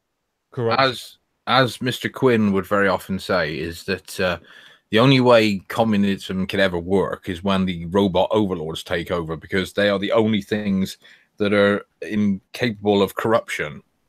Like anybody you give power to, you cannot have human beings in charge of a communistic system because they're too tempted to take slices of the pie for themselves rather than give it to everybody equally. Oh, yeah, Skynet, that's just what we need. I've got a retort to that, if I may quickly. It doesn't even matter if you were to have a completely and utter empathetic, robotistic or robot in charge, because what they're in charge of are humans. And humans themselves will not stick under that type of not necessarily oppression, because it might not be like that if you stick to the principles, but the fact of not doing anything. they will find a way to revolt. They will want to do their own things. They will not be told what to do. It's just the way that human beings are. They've always been that way. They will evolve eventually because we're wankers.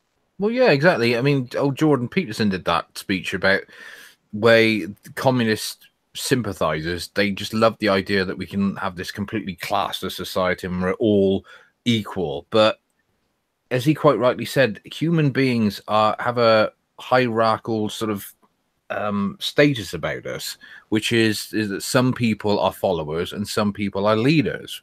So some people will always rise to the top and lead. So, but if you've got a system where supposedly we're all the same, there can't be any leaders, and it doesn't work that way. You just, I mean, the whole idea is it would just be complete chaos with nobody actually, supposedly leading from the top. Well, you're leading from the middle because you've got 560 subs now. Can I have a quid every time you bring that up? Yeah, I noticed Mad Dodge showed up. He said he's going to give me that hookup. Where are we all? I'm going to tell him whatever he's done to my channel. Can he put it onto yours? Because your live chats would have been banned. No, I'm good. I'm good. Yeah. I've got 90 days to muddle through. I'm quite happy with the fact that I'm going up one by one and I can see the actual people who are subscribing to me. I'm quite happy with that. I'm at 257 now. At the beginning of the week, I don't even want to see it anymore. I'm not looking at magic boxes anymore. I'm gonna let it iron out and just hope they're not trying to pull some kind of weird fast one. You've done. I'm not gonna lie to you, man. They've hired all these people. You've said some things that if one of them stumble across you, I mean, I think that's what happened to Mad Dodge. One of these people stumbled across him and was like, "Yeah, let's do it. Let's fuck with this guy. Let's hit it." I mean, it was unreal. It was weird. Well, that's fine because, as we well know, Mad Dodge never ever gets offended by anything, does he? Oh yeah, he does. He's a crybaby.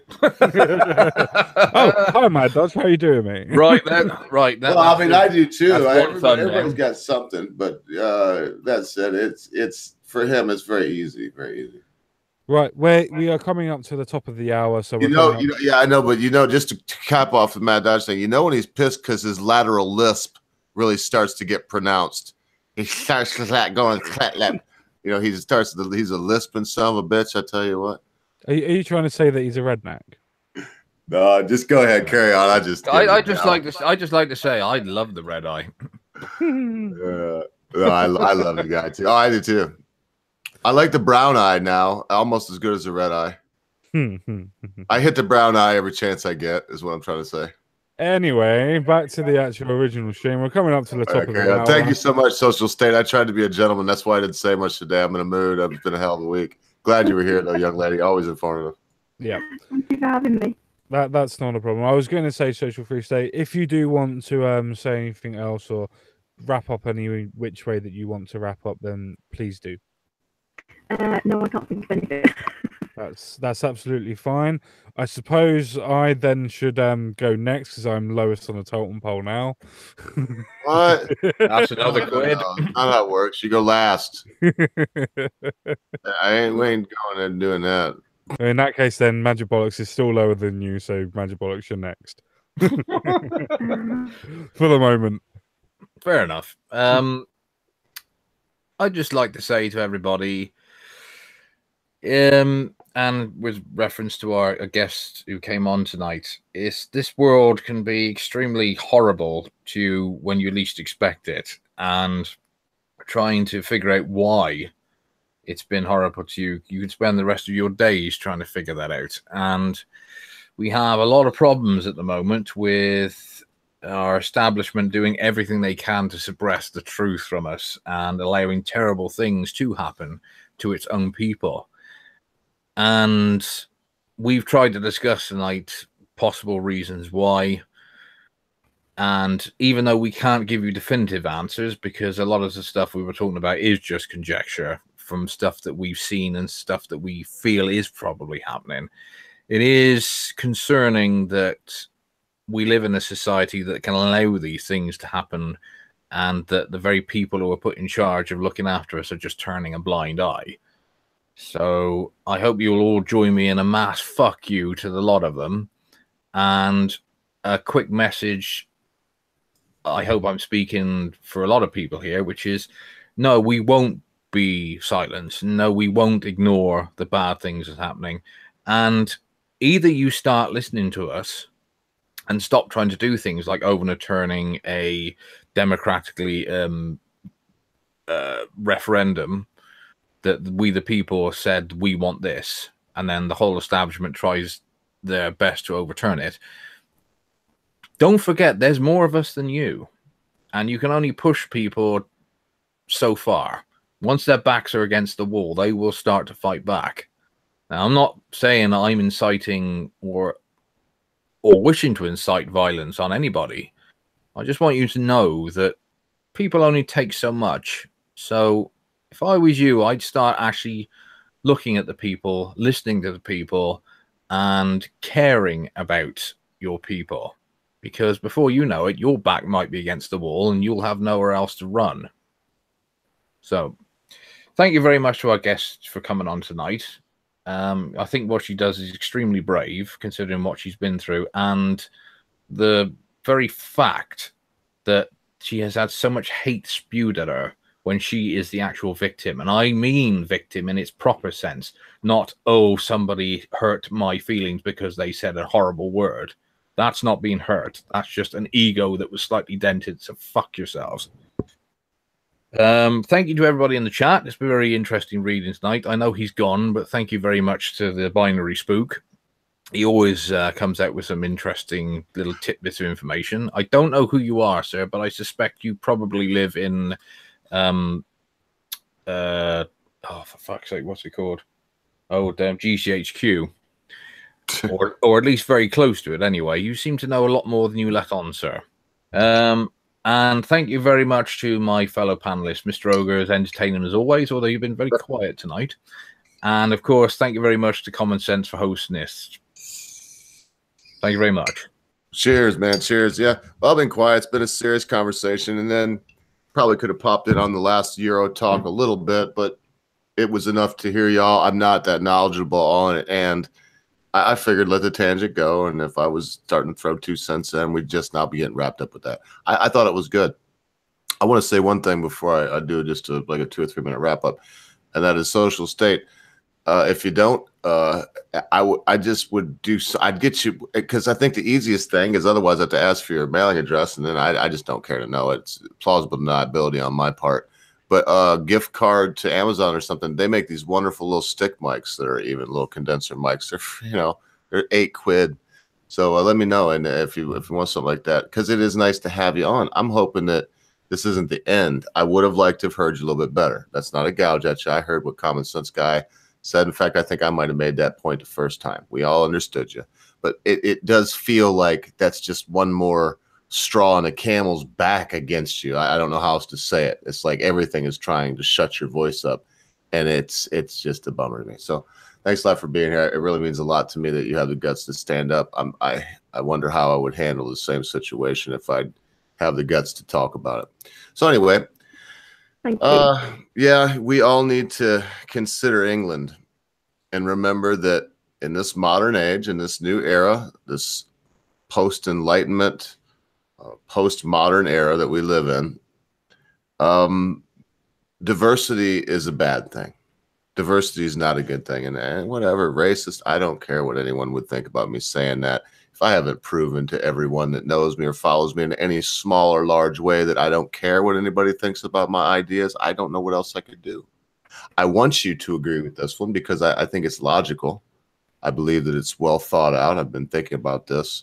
I'm going to write a little bit larger piece on the same idea of this twisting of the definition and the meaning of diversity, and how they're taking this simple word and they're using it against your great country in a way that's horrific. And I see the worst outworking of this in the face of the Telford rapes and the rapes across your country.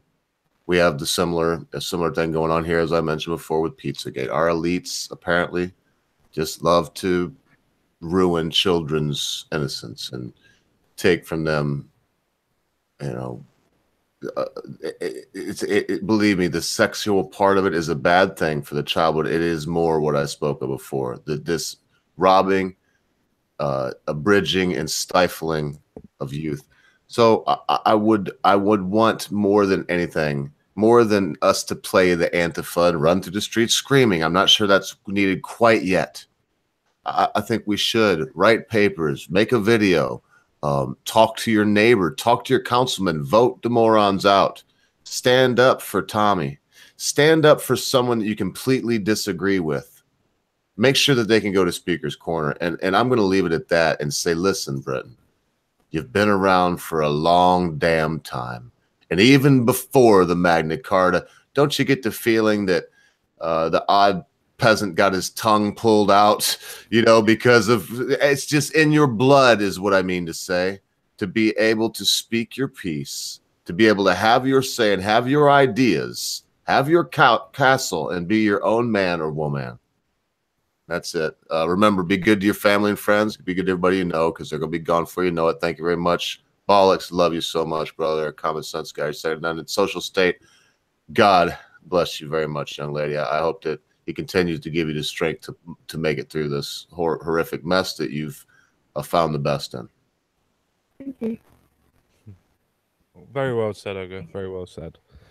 I'm going to go on, not necessarily on a massive tangent, but I'm going to go on a little bit of a longer point than I would normally do on my closing ups. We've touched on lots of different subjects today. I'm not going to go down the European road because most people know what I think and what I feel about that. So we're not even going to touch that. But we have this type of story where alternative media, like myself and many others, have made videos, talked about what's going on, tried their best to show what's going on by evidence and by actual people talking about it, and trying to get as much news out there they can about this. Compared to the strength of what the mainstream media are, we're dying in a tidal wave. It's like a paddle boat that is trying to ride up to the top of the waves to get on the other side, only to see an even bigger wave coming towards us. Though we scream and though we shout, we do not seem to be heard. And though it's not a case of me trying to say my voice is more important than anybody else's, it's not. It really ain't. I'm not doing this for myself. I'm not doing it for Magic Bollocks, who's got 560 subs now. I'm not letting it go.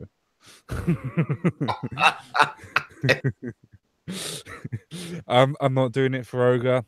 I'm not even doing it for social3state, even though that she does deserve it. I'm doing it for the simple fact that these people's stories need to be told. People like Lucy Lowe, who was pregnant at the time of her death, that had already given birth to a child at the age of 14. The fact that their house was set alight. And yes, I'm going to use this because, yes, this story has been cherry-picked, but it's cherry-picked for a fucking good reason. And it's the fact of proving the point that this is happening. People were dying on the streets because they might tell the truth.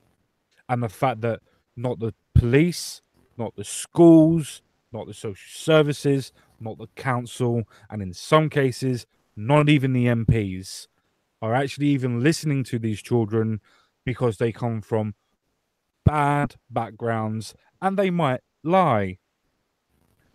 To the point where I always thought that any police officer that had given a story would have to check the story out to prove that it is wrong.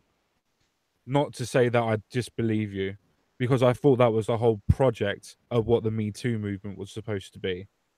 And the fact that that's what feminism was supposed to install into the diversity acts, but the fact that they are supposed to be heard and listened. But that's the point. Mainstream media do not listen. They do not want to touch stories like this that go against the narratives that they've been portraying. They don't want to go against the ideas that they've been perpetuating for years and proving the fact that it may not work. Whether you believe in multiculturalism as some people do and some people don't. I don't really give a shit either way, personally. People will live together, people don't live together. It's up to them what they do on that side of things.